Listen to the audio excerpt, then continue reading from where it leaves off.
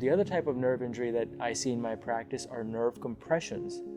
Things like carpal tunnel syndrome or cubital tunnel syndrome. Carpal tunnel syndrome is a pinched nerve in the wrist that will cause numbness in the thumb, index, and middle finger. Cubital tunnel syndrome is a pinched nerve in the elbow. We also refer to that as the funny bone. So that gets pinched behind the elbow, and that generally will cause numbness in the little finger and the ring finger. Now there can be some overlap between the two.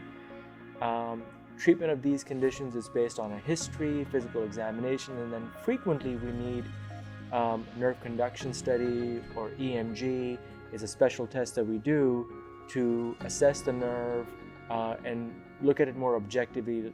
Like, for example, it's similar to getting an x-ray for the bone.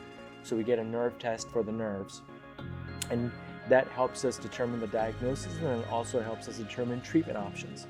For example, somebody with a severe nerve compression from carpal tunnel who has severe numbness, or somebody with severe atrophy, is somebody that's going to generally need surgery. On the other hand, if somebody has a early nerve compression or a mild nerve compression, that's something that we might be able to treat with bracing, physical therapy, maybe an injection, and we may be able to observe that and let that improve over time.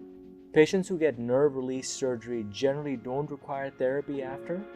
Nerves generally tend to improve after surgery. Some patients need therapy. The length of recovery is dependent on the severity of the nerve compression. So I always tell my patients who have nerve release surgery that they might improve within a matter of a few months, and then sometimes if they have a severe nerve compression, they might improve for up to a year post-surgery.